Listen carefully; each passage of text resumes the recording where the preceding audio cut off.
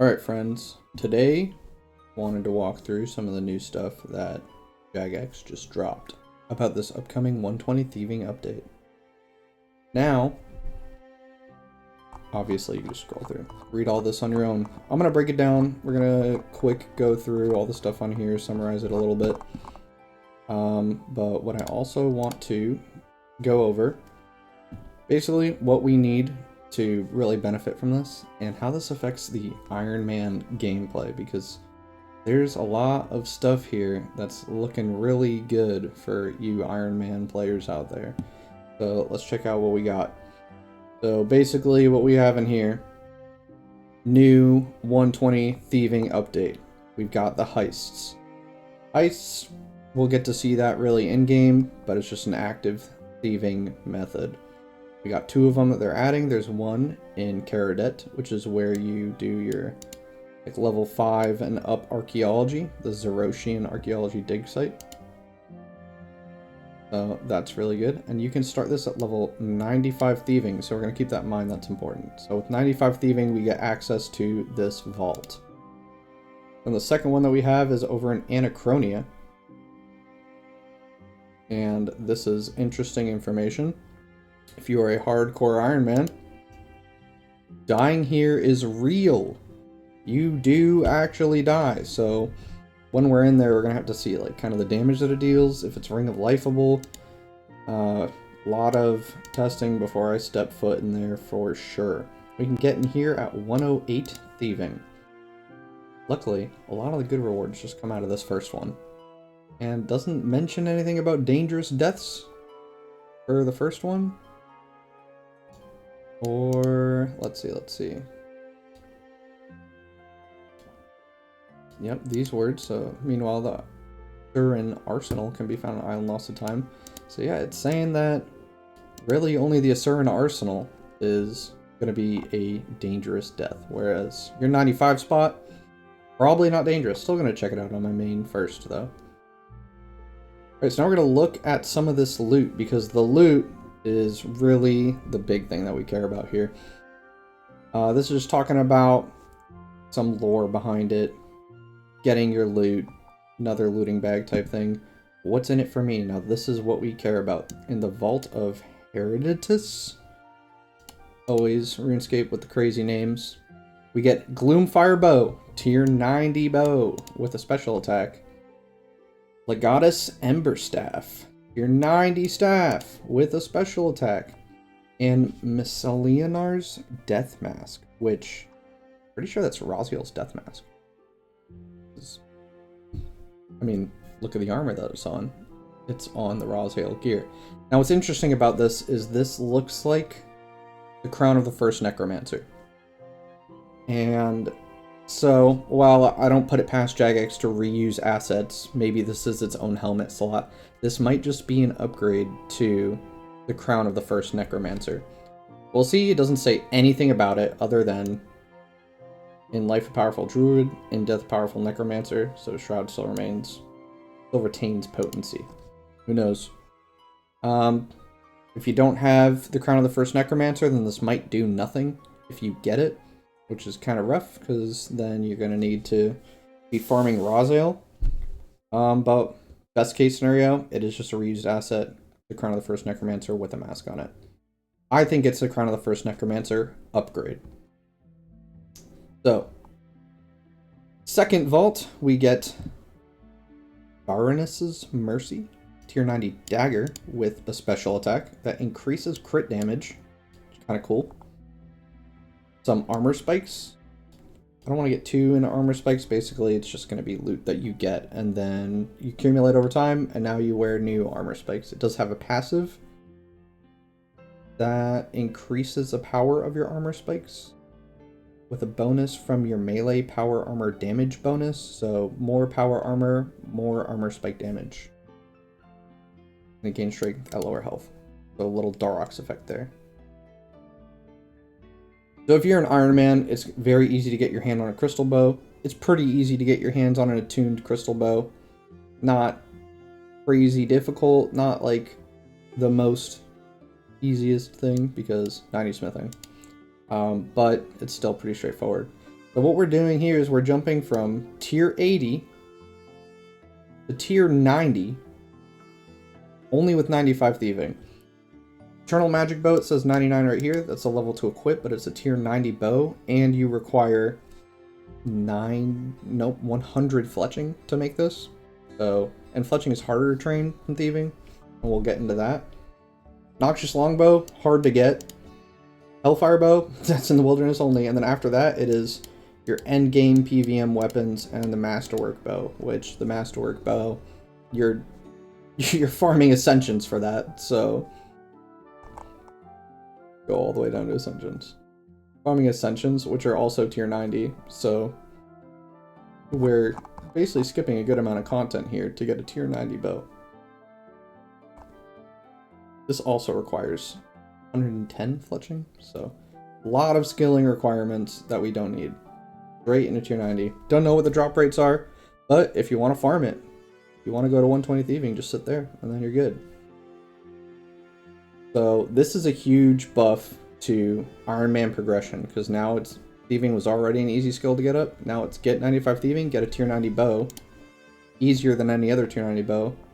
Get a tier 90 staff, so let's scroll down here. You're going to go basically straight from Attuned Crystal or Chaotic all the way, jump over Obliteration, jump over and straight into Noxious, and then we are at end game again. Now melee has like a gazillion weapons, so realistically we're going from Attuned Crystal and or Blades of Nymora and Avarice, which are tier 80 damage, but tier 90 accuracy. Jumping all the way to Drygors. Only one of your weapons, but you still got one Drygor for free.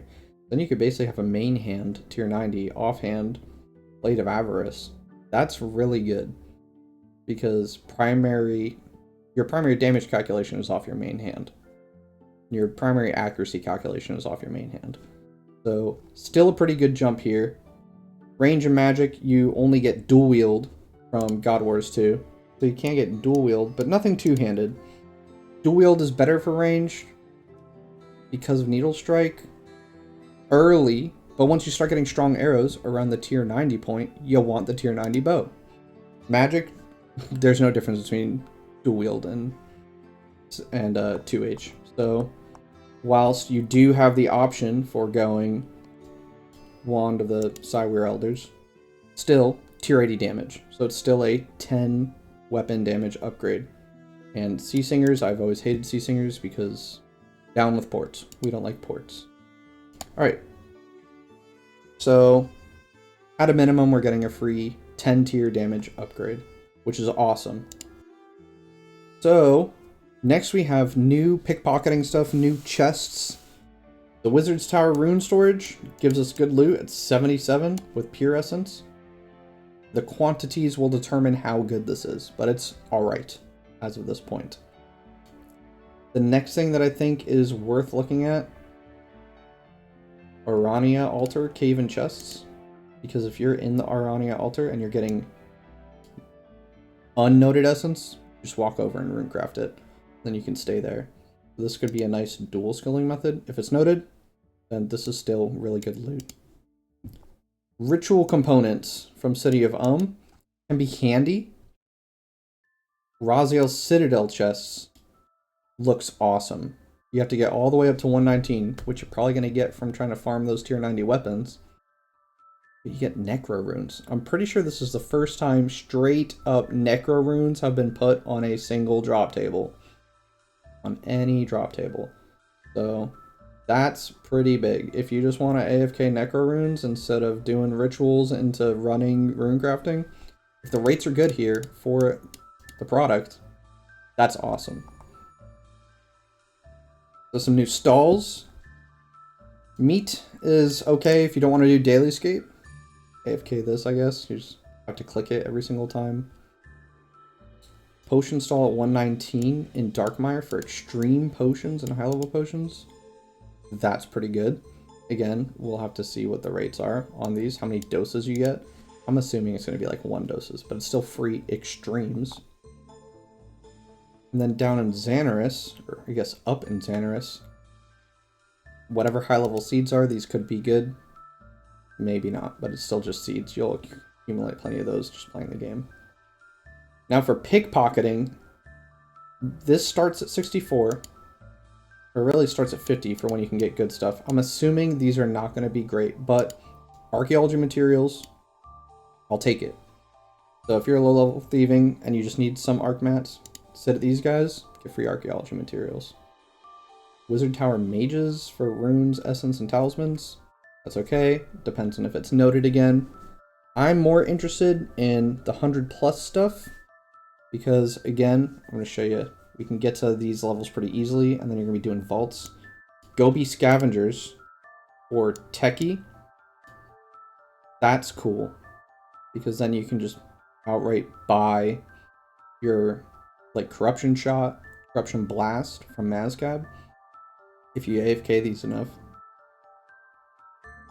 Menaphos Market Guards is nothing new. Wizard Tower Mages, more runes. I'm assuming it's going to be more than the regular mages. Master Mages, more runes. Archaeology Professor. I'm assuming this is just going to be more or higher level stuff. So this is going to be awesome for high level.